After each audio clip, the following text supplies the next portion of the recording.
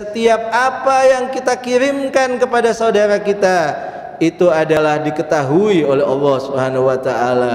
Ketika itu sebuah kebaikan, maka Allah akan memberikan pahala bagi kita. Tapi kalau itu adalah sebuah keburukan, kalau itu adalah sebuah dosa dan maksiat kepada Allah, maka itu akan dicatat juga sebagai sesuatu keburukan yang kelak kita akan dimintai pertanggungjawaban di sisi Allah Subhanahu wa taala.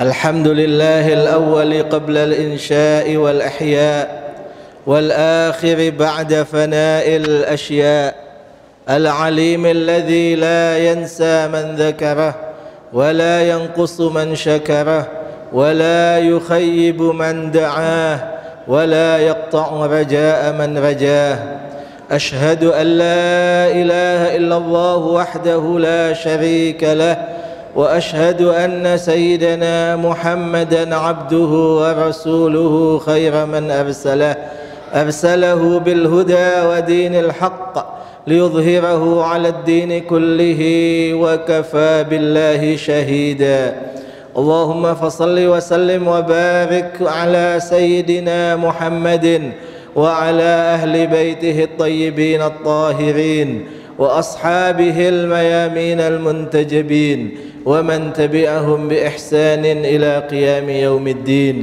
اللهم رب اشرح لي صدري ويسر لي أمري واحلل عقدة من لساني يفقه قولي رب أنطقني بالهدى وألهمني التقوى. Bapak-bapak sidang Jumat yang berbahagia, marilah kita panjatkan puja dan puji syukur kehadirat Allah Subhanahu wa taala yang pada hari ini dengan taufik dan rahmatnya kita mampu datang ke tempat ini untuk melaksanakan salah satu kewajiban yang telah diwajibkan atas kita. Mudah-mudahan setiap langkah dan niat kita dicatat sebagai amal ibadah yang akan mendekatkan diri kita kepada Allah Subhanahu wa taala.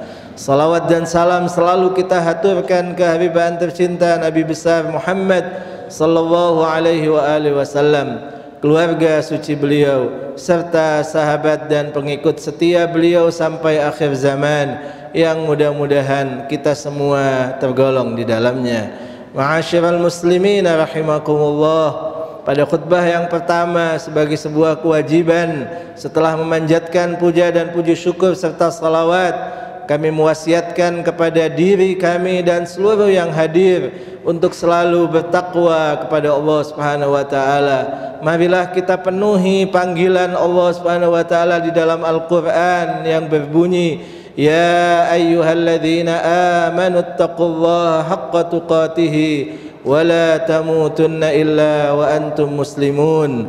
Wahai orang yang beriman, bertakwalah kalian kepada Allah dengan sebenar-benar takwa, dan janganlah kalian mati meninggalkan dunia ini kecuali dalam keadaan Islam, kecuali dalam keadaan berserah diri secara total kepadanya.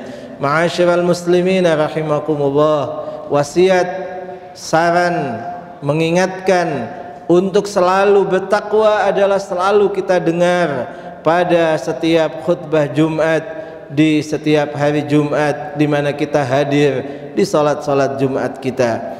Wasiat takwa adalah juga sesuatu yang diharapkan daripada hasil buah puasa yang telah kita lakukan pada sebulan yang lalu. Karena itu perlu bagi kita semua untuk selalu mengingat dan selalu mencari cara bagaimana kita mampu untuk bertakwa kepada Allah Subhanahu wa taala. Takwa artinya adalah selalu berada dalam kewaspadaan, selalu berada dalam kesadaran bahwa semua tingkah laku kita, semua tindak tanduk kita, semua tutur kata kita adalah diketahui oleh Allah Subhanahu wa taala dan dicatat oleh Allah Subhanahu wa taala dan para malaikatnya, baik itu sebagai perbuatan baik ataupun perbuatan buruk. Takwa juga artinya nanti akan melazimkan, akan memberikan konsekuensi untuk kita selalu melaksanakan perintah Allah dan menjauhi larangannya. Pada khutbah kali ini saya coba untuk mengingatkan diri saya dan seluruh yang hadir untuk selalu kita waspada pada masalah yang mungkin oleh banyak orang dianggap kecil, tetapi itu ada dalam kehidupan keseharian kita, bahkan tidak pernah absen sedikit pun atau sebentar pun dalam kehidupan kita, yaitu apa yang kita kenal saat ini dengan dunia gadget, dunia maya atau HP atau handphone yang ada di setiap tangan kita. Itu adalah bagian dari karunia Allah Subhanahu wa taala, di mana kita hidup di abad ini, di abad yang tidak, atau di kondisi yang tidak dialami mungkin oleh orang-orang tua kita dulu.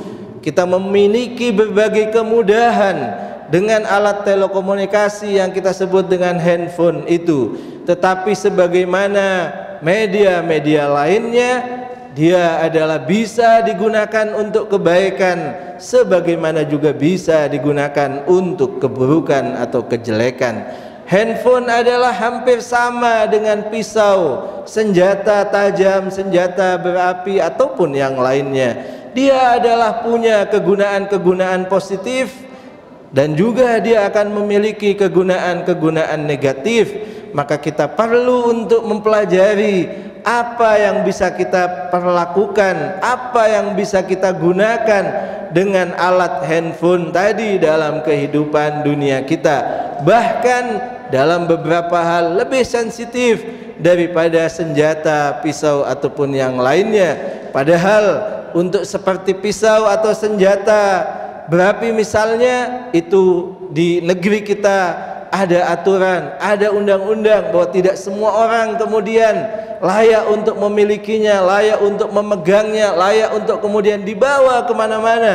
Tapi sayangnya makhluk seperti handphone yang saat ini ada di setiap kantong kita, kecil, besar, anak-anak, orang tua, semuanya menggunakannya dengan seenaknya dan bergabung dengan apa yang kita kenal dengan nama media sosial, dengan Facebook, dengan WhatsApp, Instagram, Telegram ataupun yang lainnya. Perlu untuk kita sadari dan perlu untuk kemudian kita camkan bersama bahwa ketakwaan kepada Allah juga menuntut kita untuk benar-benar menggunakan handphone itu sesuai dengan apa yang memang seharusnya kita gunakan. Ingat, di dalam surat Al-Mujadalah Allah Subhanahu wa taala berfirman, surat Al-Mujadalah ayat 7, A'udzu billahi minasyaitonir rajim. Alam tara annallaha ya'lamu ma fis samawati wa ma fil ard. Tidakkah kau tahu, tidakkah kalian tahu bahwa Allah Maha mengetahui segala yang di langit dan yang di bumi. Ma yakunu min najwa thalathatin illa huwa rabi'uhum wala khamsatin illa huwa sadisuhum wala adna min dhalika wala akthara illa huwa ma'ahum aynama kanu. Tidak akan pernah ada tiga orang yang sedang berbincang-bincang kecuali Allah adalah yang keempatnya, dan tidak juga ketika kita berlima kecuali kita harus sadar bahwa Allah yang keenamnya, dan begitu selanjutnya, lebih banyak atau lebih sedikit, sehingga setiap apa yang kita kirimkan kepada saudara kita itu adalah diketahui oleh Allah Subhanahu wa taala.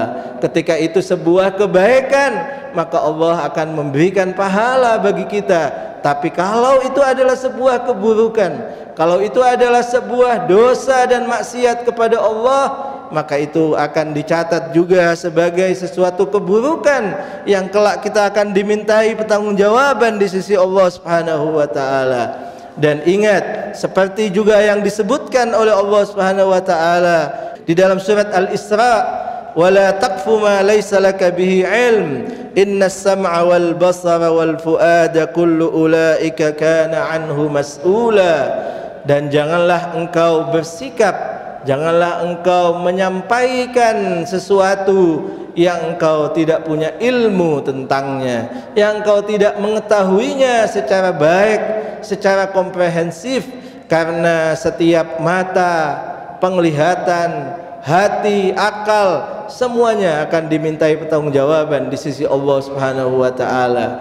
Karena itu di saat kita bermedsos ria, berWhatsApp, Facebook atau yang lain, perlu kita camkan bahwa apakah yang akan kita sebar, yang akan kita forward, yang akan kita share, sesuatu yang memang kita ketahui, kita punya ilmunya, kita sadar bahwa itu adalah memang spesialis kita, ataukah bukan bagian dari kita. Setiap kita punya ilmu masing-masing, setiap kita punya profesi masing-masing, setiap kita sekolah di jurusan yang berbeda-beda. Silahkan kalau Anda memang ahli di bidangnya, Anda berhak untuk menyampaikan sesuatu.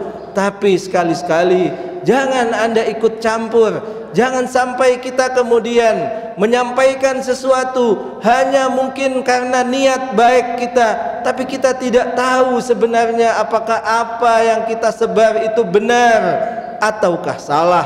Alih-alih akan memberikan manfaat, bisa jadi malah menyesatkan, bisa jadi malah menjadikan orang lain salah, bisa jadi malah memberikan kerugian kepada banyak orang ketika kita salah menyampaikannya.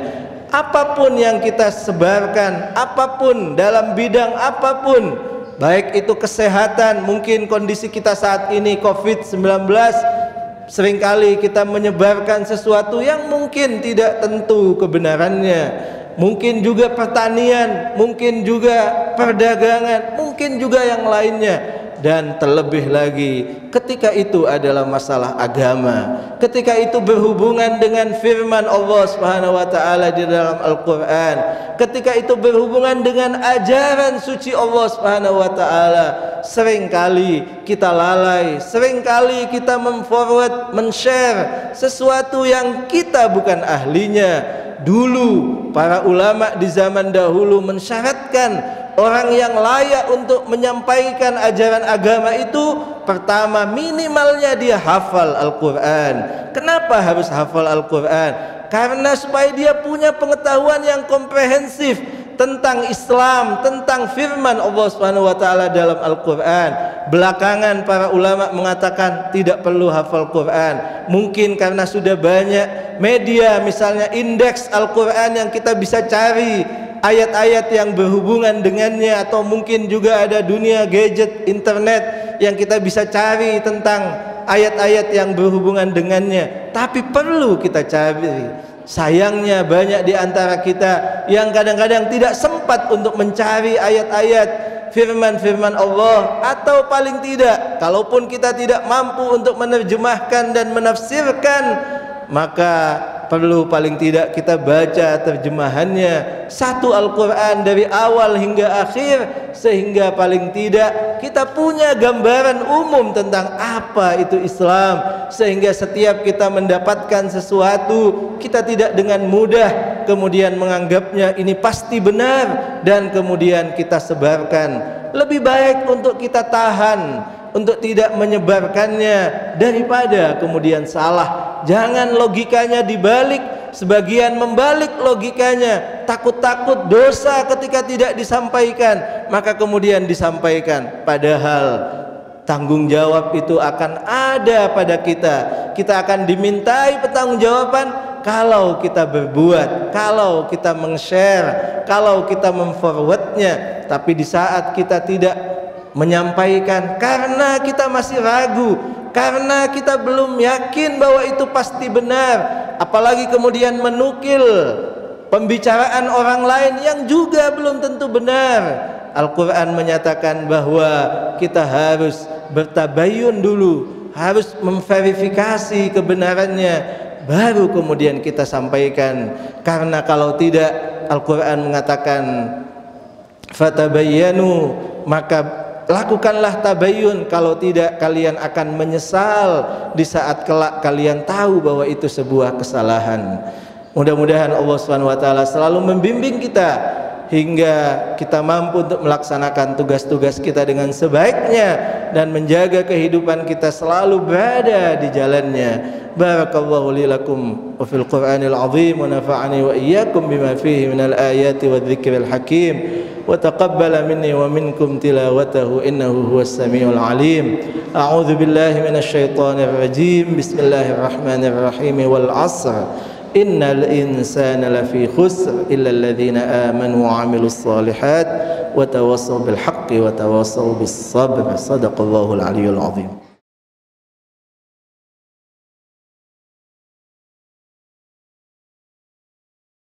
Bismillahirrahmanirrahim. Alhamdulillahi rabbil alamin wa usalli wa usallimu ala habibi rabbil alamin sayyidina wa nabiyyina wa syafi'i dhunubina abil qasimil mustafa Muhammad wa ala ahli baitihi at-tayyibin at-tahirin wa ashabihi al-mayamin al-muntajabin wa man tabi'ahum bi ihsanin ila qiyami yaumiddin. Ashhadu an la ilaha illallah wahdahu la sharika lah wa ashhadu anna Muhammadan abduhu wa rasuluhu khayra man arsalah. Allahumma fasalli wa sallim wa barik ala sayyidina Muhammadin wa ala ahli baitihi at-tayyibin at-tahirin wa ashabihi al-mayamin al-muntajabin. Ma'asyiral muslimin rahimakumullah, usikum wa nafsiya bitaqwallah faqad faza man ittaqa. Sidang Jumat kaum muslimin yang berbahagia, pada khutbah yang kedua setelah memuja dan memuji Allah serta bersalawat dan bersalam ke haribaan tercinta Nabi besar Muhammad sallallahu alaihi wasallam, keluarga suci beliau serta sahabat dan pengikut setia beliau sampai akhir zaman. Kembali kami mengingatkan diri kami dan seluruh yang hadir untuk selalu meningkatkan iman dan takwa kita kepada Allah Subhanahu wa taala. Melanjutkan apa yang tadi kita sampaikan, khususnya ketika apa yang kita sebarkan adalah sesuatu yang berpengaruh pada persatuan dan kesatuan kita. Ingat bahwa kita berada di sebuah negara yang saat ini selalu diombang-ambingkan dengan berbagai berita.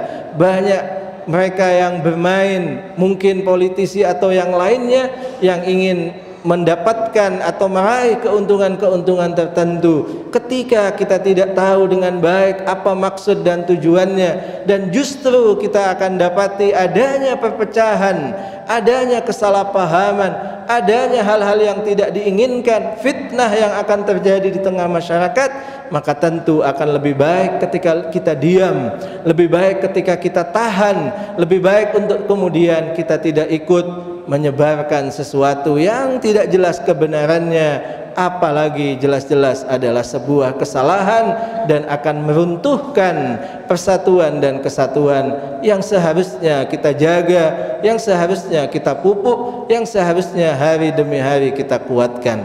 Mudah-mudahan Allah Subhanahu wa taala selalu menjaga kita dan Allah Subhanahu wa taala selalu menjaga kesehatan kita, khususnya kaum muslimin di mana saja mereka berada. Mudah-mudahan Allah Subhanahu wa taala menyegerakan untuk membebaskan mereka dari wabah Covid yang masih menghantui kita semua. A'udzu billahi minasy syaithanir rajim. Bismillahirrahmanirrahim. Innallaha wa malaikatahu yusholluna 'alan nabi ya ayyuhalladzina amanu shallu 'alaihi wa sallimu taslima. Allahumma shalli wa sallim wa barik wa tarahham 'ala sayidina Muhammadin wa 'ala ahli baitihi at-tayyibin at-tahirin. Allahumma ighfir lil muslimina wal muslimat wal mu'minina wal mu'minat al ahya'i minhum wal amwat. إنك سميع قريب مجيب الدعوات وقاضي الحاجات يا أرحم الراحمين. اللهم ربنا هب لنا من أزواجنا وذرياتنا قرة أعين واجعلنا للمتقين إماما. اللهم ربنا آتنا في الدنيا حسنة وفي الآخرة حسنة وقنا عذاب النار. وصلى الله على سيدنا محمد وآله أجمعين. عباد الله، إن الله يأمر بالعدل والإحسان وإيتاء ذي القربى وينهى عن الفحشاء والمنكر والبغي يعظكم لعلكم تذكرون. فاذكروا الله العظيم يذكركم واسألوه من فضله يعطكم واشكروه على نعمه يزدكم ولذكر الله أعز وأجل وأكبر.